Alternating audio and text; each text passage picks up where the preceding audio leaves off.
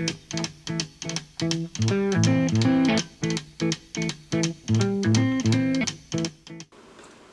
John here again from VoWac Publishing.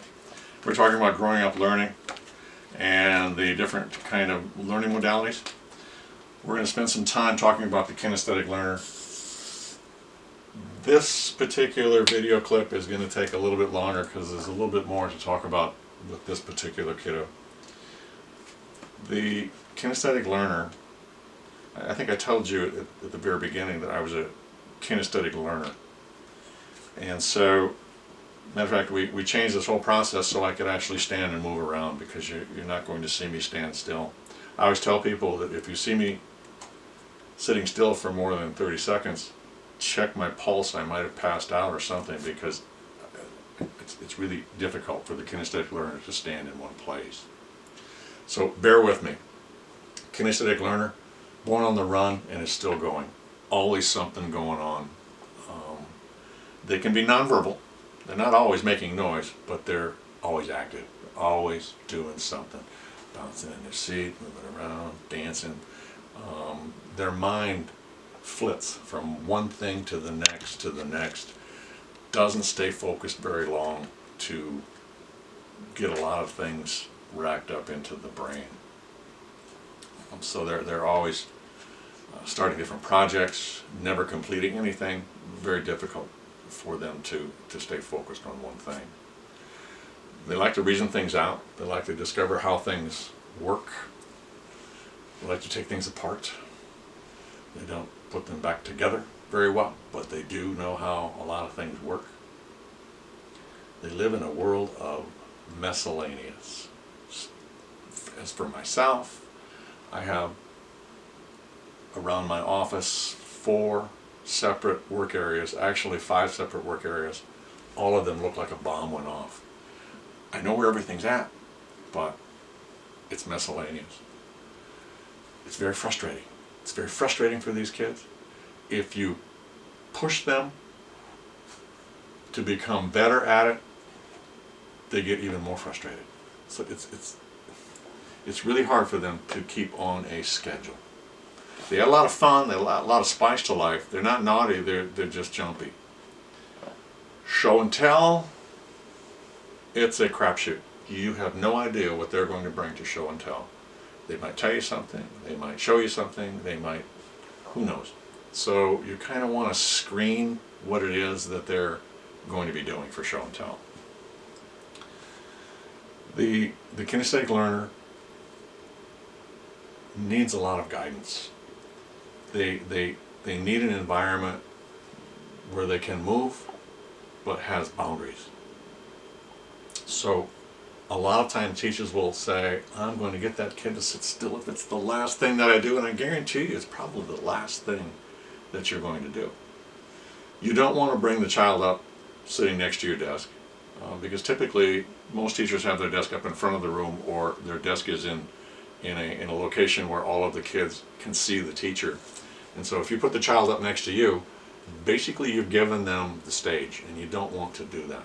So you want to find a space for those kids, and hopefully you don't have a whole room full of them, because it makes it really difficult to manage. But for the real hardcore kinesthetic learner, find a space in the back where he's not distracting other kids with his movements and this and that. Put painter's tape on the floor. Give him twice as much space as everybody else. Ask the child, do you want a chair? Do you want a desk? Do you want a stool? Do you want pillows? What do you want to sit on so that you're comfortable? But this is your area. Allow them to stand in the back of the room. Sometimes they need to pace a little bit. That's the kinesthetic learner. If they get too rowdy and obnoxious, you're going to have to remove them from an activity, and that's possible to do that. So rather than scold them and reprimand them, the best thing you can possibly do is put a chair out there, have them sit and watch the activity that they misbehaved in. Force them to watch the activity. There's a couple of questions that you need to ask the child before they get re-involved in the activity. First of all, you ask them, why are you in the chair? Why are you here? The next question is, how do you get out? What's it take to get out of this chair? The third question is, how do you stay out? What do you need to do to stay out of this situation?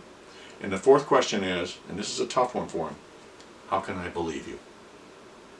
And the reason you ask that last question, how can I believe you, is because if there is a reoccurrence of the same behavior, you can strike to the heart on that behavior by pulling them aside and saying, you lied to me. You told me you were going to stay out of this situation. You told me you were going to do that. You didn't. I need you to sit in the chair and think about this. We're going to talk about this in a bit. And then you go through these 4 questions again, and we get to that last question. How can I believe you? Because you see, he pulled the wool over your eyes the first time. He's going to have to come up with some reasons to get out of the chair the second time and the third time, if that's what it takes. So they need that environment that's very structured. They will point out words when they read. They're the finger pointers when they're reading. They need hands-on activities. They need something to do. They need the structure of the language. They need to know how it's spelled, how it's pronounced. That structure is very important. Why? The how and why. Typically, an adult kinesthetic learner will very often marry a visual learner because they're organized. Kinesthetic isms. Someone like, possibly like a secretary or a bookkeeper, somebody that's really an organized person. The kinesthetic teacher, usually their desk looks like a bomb went off at the end of the day. There's stuff all over the place. Y'all know where it's at. You know where everything's at on your desk. But it's messy. Compared to the visual teacher who has a very neat desk at the end of the day, the kinesthetic teacher typically does not. I got to tell you, kinesthetics are a lot happier with order, but it's really hard for them to get in that groove and keep things in order. If you're going to reward the kinesthetic learner, that's the kid who needs the hug. That's the kid in the morning who will come to you and say, oh, teacher, I love you. And they need a hug. It might be the only positive physical contact that child gets during the day is the hug that you give them. So you need to think about that. They want for a reward a physical activity, but they want to share it with other people. They want to share it with their friends. So the more kids that you can get involved with them for a reward in a physical activity, the better off it is, the more rewarding it is for them. If you're disciplining the kinesthetic learner, save your breath, keep it short, because they'll tune you out. Matter of fact, they would rather be beaten than preached at. You need to model and practice the appropriate behavior for them. And I give you an example. I've done it, you've probably done it, where we're walking down the hallway with our colleagues and they've said something silly or something goofy, and you give them an elbow chuck or you throw a hip chuck at them. And if the kinesthetic kid sees that, they will do what you do, not what you say. So when they see that kind of behavior from you, they interpret that as it's okay for me to do that with my classmates. So you need to be very careful of that. Again, when you're talking about this, when we go to have the kids line up going to music or the bathroom or the lunch or whatever, what do we tell them? Line up. What are the rules? Hands to yourself and be quiet. Don't touch anything. It's really hard for the kinesthetic learner to be quiet and not to touch anything. So again, you need to model that behavior. You want to identify the kinesthetic learner at the beginning of the year, 2 weeks after the school year starts, 3 weeks, have them hold up their pencil. The kinesthetic learner doesn't have the pencil that's all chewed up. It's not that. The kinesthetic learner has the stubby. They got the short pencil. There's 2 things that you can do in school to move around and not get in trouble. One of them is go to the bathroom. The other one is sharpen your pencil. They will always have the sharpest, shortest pencil. And in the process, they will check out what everybody else is doing in the classroom. And if they miss somebody, good chance that they will break the lead on the pencil so they can go sharpen it again to go see what the person's doing that they missed, that they didn't see on their way to and from the pencil sharpener.